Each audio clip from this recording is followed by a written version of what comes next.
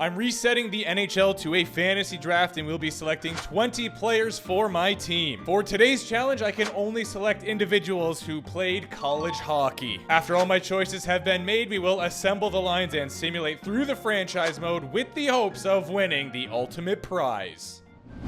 Y'all already know what time it is. Let's find out what team we're representing for today's draft. It is going to be the San Jose Sharks. That's a new one. I feel like we don't get them. Like ever. I'm going to be honest with you guys, I don't know anything about college hockey. I know that a lot of players are now choosing to go that route, which I don't really blame them. As a Canadian myself, I am more versed with the CHL, specifically the OHL, but definitely college hockey would be sick if they could add that to NHL 26. I would love to be able to learn a little bit about it, but today we are going to be doing that by drafting only those players. As we know, we're going to get draft pick number 21. I feel like it's going to be pretty far back today. 18, that's kind of close. Right off the bat, we got my boy here, Kyle Connor. He played at Michigan, 93 overall. He's got the gold X factor. He's a sniper. Need I say more? Colorado College. I was going to look at Charmack. I'm pretty sure, I'm like 99% sure he played college hockey. But anyway, Jacob, 5.3. It's almost half of Charlie. Gotta go that route. Minnesota Duluth, Neil Pionk. Him and Jacob could play together, right? For sure. Arizona State legend, 1.2 million. Are you kidding me right now, Joey DeCourt? I am using a custom roster, by the way, so if the overalls and abilities are different or whatever, that's why. The next selection will be from Michigan. I mean, obviously doesn't play there right now. He's in the NHL. We all know that. Stanley Cup final 2 years in a row. Is that any good? Zach Hyman, power forward. Yeah. This lad played for North Dakota. We really need a centerman. We also need a right winger, and he can do both of those things. So, Nick Schmaltz, welcome aboard. We're just stacking up on defense here, but from Boston College, we are going with Mike Matheson as our next selection. This is actually turning out to be way easier than I thought it was going to be, which I'm thankful for. I thought I was going to have to do a whole lot of research. This website, College Hockey News, really hooking it up right now. With all that being said, we will be going with Brust as probably our first line right winger, I know. Team is definitely looking a little worse for wear at the moment. This guy right here played for Denver. And he's 85 overall. 5 million's a little spenny for that, but you know what? We don't really have any room to be picky. So, Zucker, welcome aboard. According to this website, Chris Tanev counts. He played for my school, apparently. RIT. So, defensive defenseman, right-handed. I don't even know what the handedness is right now, but I also don't care. Another sniper that doesn't really seem to score a lot whenever I draft him, but Frankie V. He's got an ability now, which he did not have before, from Massachusetts. Or that's where he played anyway. I don't know where he was born, to be honest with you, but he is a member of our team now. Blake Coleman played for Miami. That is fire. He must have been living his best life there. Warm weather, and he got to play hockey.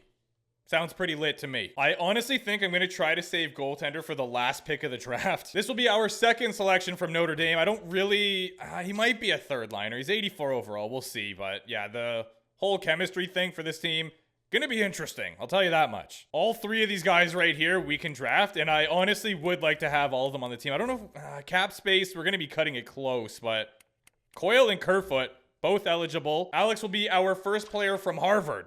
Is that any good? All right, I'm just going to do it before he goes because he will be drafted very soon. Jamie Alexiak, he is a unit. 4.6 is very expensive for 83. Not going to stop me this time, though. Charlie Coyle is still there. Do I risk it for the biscuit, or do we try to play it a little bit more safe here? You know what? He honestly might not even get drafted, or he might be way beyond the 20th round. So I'm going to hold off. Ooh.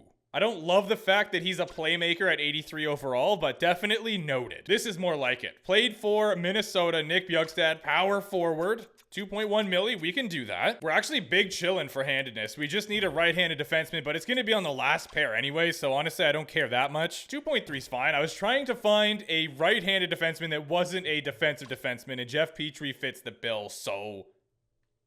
yeah, we have the cap space. Let's do it. Did somebody say depth goal scoring?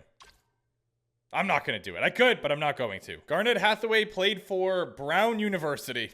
I was today years old when I found out that existed, but it still counts. Capitals legend. He played at St. Cloud. He's got 84 faceoffs, and he's a grinder. Love it. We definitely have the cap space for him. Talbot from Alabama Huntsville, I think it was. Yeah, fair enough. A lot of these schools, first time hearing about them. but it is not my first time drafting Cam Talbot. Here's a look at our team. Honestly, I don't really, I saw comments saying I need to believe in the boys because they do better when I do. So screw it. We're going to be unreal. Ryan Warsofsky, saw ya on the Spit and Chicklets podcast. Seems like a cool dude. I'm going to be hands off. Who the heck is this guy? Our chemistry, awful. Our team, not looking great. But maybe they'll surprise me. I definitely want Schmaltzy to be up here. Zach Hyman. Yeah, you could. He's listed as a second liner. Oh boy, Schmaltzy is too. Oh, hey, yo, how does that make any sense? At least our entire second line is second liners, so that's good. Do we have some third liners here? Kerfoot is the only one. Any fourth liners? I'd say unlikely, no. Okay, so chemistry talks are going to be fairly limited, but should be able to boost up for sure the top two lines. Defensively, we got a -1 here, but it's what? Oh, wait, no, hold on. Definitely moving Pionk up to there. 2-way defender, We'll talk to them. Don't worry about it. Tanev, Matheson, you guys will love each other by the end of the year. This team is an absolute train wreck. Misfit toys, maybe even. Obviously, I'm going to say Kyle Connor gets the most points.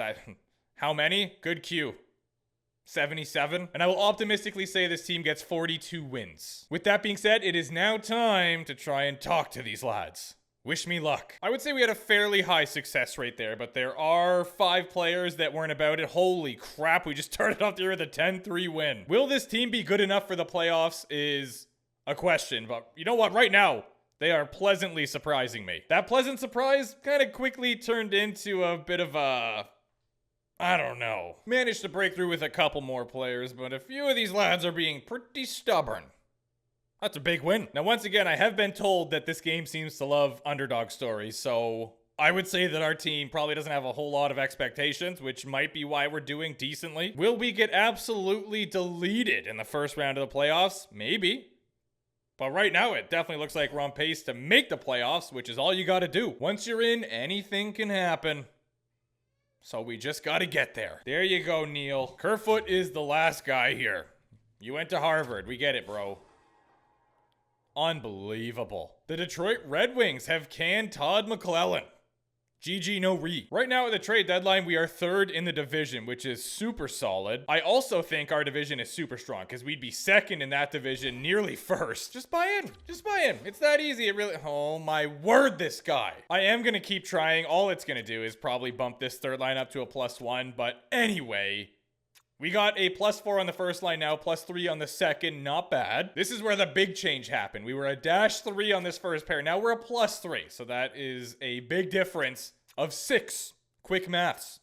Speaking of maths, Matheson and Tanev also get a +3. Alexiak big leagued me. He's like, yeah, I'll buy in. Then I said third line. He's like, whoa, hold your horses. Apparently this guy's a top 4 D-man, so whatever. I don't even know if I'll get another chance to try to kill. Whoa, when did we jump down to 5th in the division? Hold your horses is right. Jamie Alexiak was onto something here. No way we don't make it after all this. Come on, boys. Yes, that's a big win. That's huge. Wait. Whoa. Was that a wild card or did we already clinch? Show me that again. Oh, we already clinched. We're big chillin'. Our first round opponent will be the Seattle Kraken. Golden Knights probably won the President's Trophy. 118 points. They were doing unreal all year. 5 teams from the Pacific got in. Yeah, the next closest team was the Flyers, and they weren't close. 12 points back. So that was a lock for the Golden Knights. Oh wow, Seattle finished 6th in the league. Kinda scary. It was not the top 16 teams because the Jets somehow finessed the Buffalo Sabres. Where are we? Okay, so we're 10th. That's all right. I love this. Kyle Connor, 60 tucks, 101. Beautiful. Schmaltzy got 90 points, 84 for Zach Hyman. Pionk even went off. Let's go, Neil. I didn't really expect... Oh, I expected not a -2, I'll tell you that much. But 32 points for Jacob, that's fine, as long as he was keeping the puck out of the net, which he clearly wasn't. This guy was, though. 912 save percentage. That's no joke. 281 GAA. Good for you, Joey. Kevin Lankinen had the season of a lifetime. 45 Ws, 923 save percentage. Is that any good? Spoiler alert, yes it is. Doug the Thug. No point-a-game defenseman. That's crazy. Right there, there's 2 of them, but they didn't quite get it. We actually might get the Rocket Richard. I think we do have it. Nate Dio double G. Nathaniel Makinen. 120 points, 58 tucks. But guess what? We got... That is crushing. It's literally right there. How'd I miss that? How'd I skip over that? Every single time I scanned it and I was like, no, it's not higher than 60. The President's Trophy winning Golden Knights have probably one of the best offenses I've ever seen. I'm not even gonna just have a look. There you go. Who let them draft this team? Lindholm and Rasmus Anderson. Spurgeon, Chris, like, oh boy. Yeah, I guess their weak spot was goaltending, but no, he had a 970 save percentage. Our first round opponent has a very solid first line. Bratt, Tavares, and Will Nye the hockey guy. Got to be on the lookout for that. Having Perfetti on the third line is crazy. He's playing with Perry. Defensively, they look pretty solid. Yeah, for sure. Not bad, not bad. And they have Thatcher. I regret to inform you that we are in one. You know what? No. Rules don't apply today. We're going right to game 7. I doubt the series goes to 7. You never know, though. Start off with a big win. Okay, let's go, San Jose. Are we going to bounce back? Oh, overtime loss. That's heartbreaking. Come on, boys. Overtime win? Keep it rolling here. Oh, my word. We're advancing. That's it. Next up, we have the Los Angeles Kings. They look pretty good, but I mean, I don't know. I feel like Seattle was better, which actually should concern me. They've got Norrisy on defense, but that's kind of it. Huh. We're in one? Maybe simulating straight to game 7 is the strat. Let's try it here. What's going on?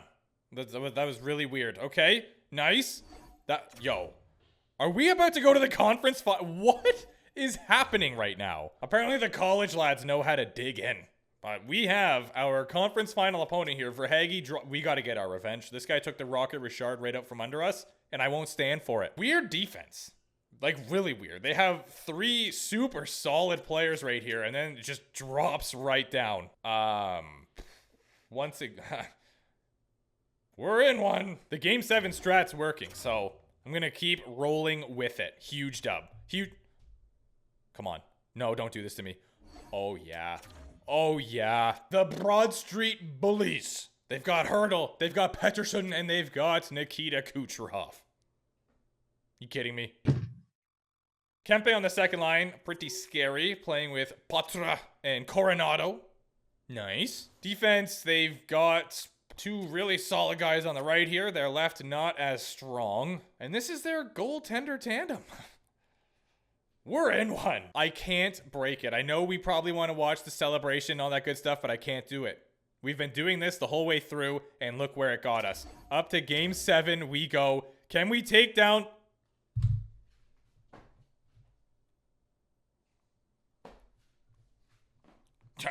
Yeah, we can.